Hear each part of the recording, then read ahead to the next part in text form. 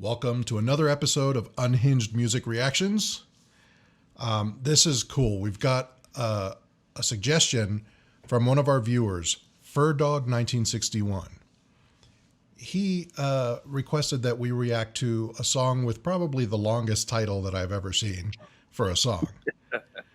It's called When the Apple Blossoms Bloom in the Windmills of Your Mind, I'll Be Your Valentine. .org. And that's by Emerson, Lake and Palmer, E.L.P. Yeah, that's one E.L.P. song I haven't heard, at least by the title, and I think I would have remembered that. Yeah, definitely. Well, I don't know that I would remember it. It's pretty long. But I know that he said that this was sort of their version of jazz fusion, so I was definitely intrigued yes, to hear it. Yeah, it's from 1973 off an album, I believe it was Brain Salad Sandwich. Just my...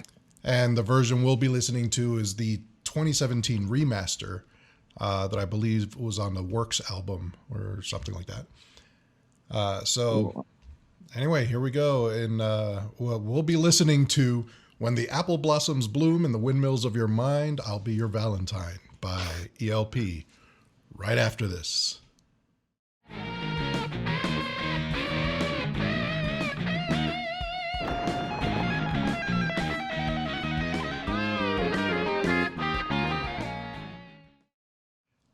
Okay, here we go. This is E.L.P. with When the Apple Blossoms Bloom in the Windmills of Your Mind, I'll Be Your Valentine. Yes, the title's longer than the actual song.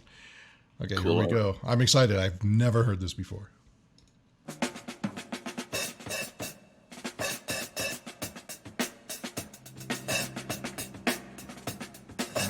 Carl Palmer.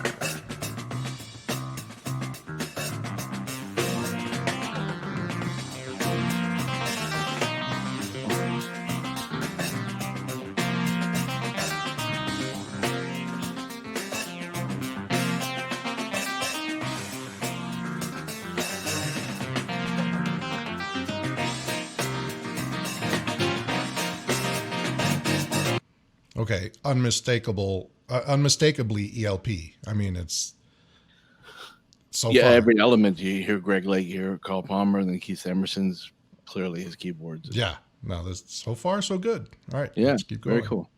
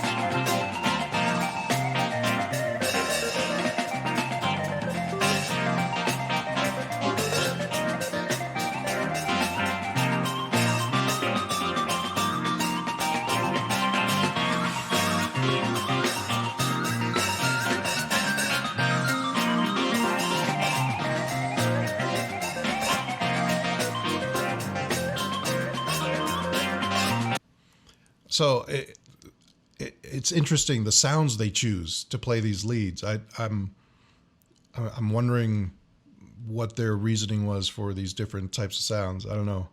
Well, these guys were inherently experimental. I mean, Lake was Crimson, Yeah. So, but it just does show that Keith Emerson's jazz side. Yeah. He has a classical side, but he also had a jazz side. Really cool. Some extended chord phrasings and real cool. And Carl Palmer always had that great shuffle. Oh yeah, yeah. No, it's definitely got this cool groove to it. Yeah, I'm digging it. Of course, you know me. I want to inject some guitar in there. Yeah, but still, they're amazing. What they're playing is incredible. Okay, Here we go. Let's keep going.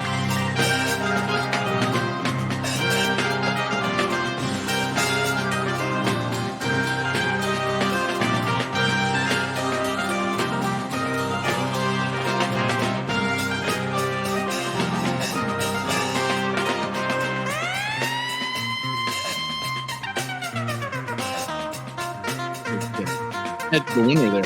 Yeah.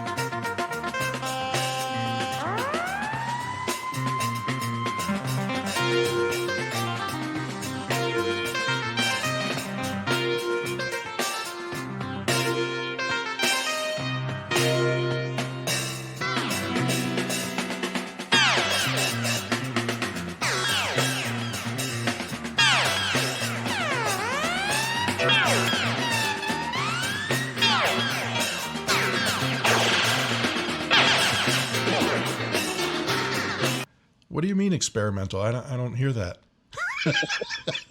Nice.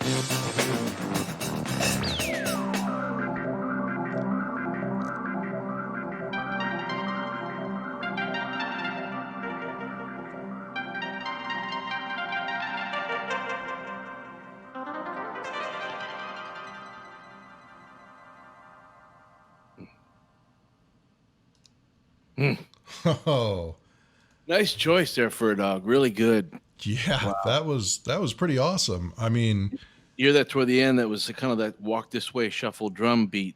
That's Carl Palmer started that years ago. I got to tell you, the drums were impressive in this. I mean, very You know, jazzy, awesome.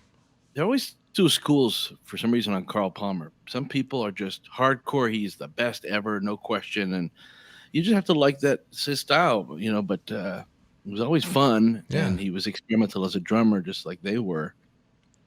No, this Yeah, I would have loved to see them had a fourth with a hot guitar player. I always wish that over the years. Yeah, But yeah, right. It feels like it needs a good, but I mean that's from our point of view. We're guitarists, so we want to hear more guitar all the time. But you got to give it to them. I mean, their keyboard chops are just awesome. well, that's Keith Emerson. I mean, that's the whole thing. I think really it was meant to be that keyboard based. Yeah, Uh, over the years till his death, he was really widely considered as the most technically proficient, best keyboardist in rock history. yeah. Um, Arguably, depending on if you like his style. Unfortunately, it was a tragic death. I don't know if you know about that. I don't really know the details now. Yeah, we lost him in 2016. And it hits home for me because it was suicide. Oh, He was unfortunately suffered from alcoholism and depression. mhm. Um, Been there, and later in the later years, he developed nerve damage, Oh, which hampered his playing and made him very anxious to go live on stage, and he took his own life. So mm. that was tragic, but an amazing keyboardist who had just what a legacy and what a Oh great yeah. group. What he left Very cool behind, team. amazing. Yeah. And they experimented obviously early on, really wanted to sort of test out their chops. So that was very cool. Well, and I love that they not only experiment, musically like that, but the sounds that they chose. Like I was saying before, with a keyboard, you have pretty much any sound you can generate. You can program in, and they had very unique sounding. Like it wasn't like they just picked setting number 5. They molded that keyboard sound themselves. And it's Yeah. Oh, he I had an ear for that. He's a lot like Edgar Winter. yeah, But they're both pioneers in Edgar as far as the strapped on keyboard. yeah, the keytar. Yeah, Yeah, and he used a lot of similar sounds there and those great synthesizer sounds that are awesome, just awesome. You yeah, never know what you're gonna get. You get right. surprised all the time. Well, and now keyboards come with settings that are named after them, you know. And rightly so. Yeah, absolutely. You know. No, this was awesome. This was Yeah. definitely a treat to listen to. That was Experimental, awesome. like Yeah. you said, but I think the experiment was a success. And music is, you know, great for everybody, great therapy for the soul. Obviously, in this case, it's a tragic case, but it just shows that you know he held on to music for a long time. Oh, As yeah. Robin Williams did comedy. So music, music, music. That's all. You know, Yeah. that's the message here.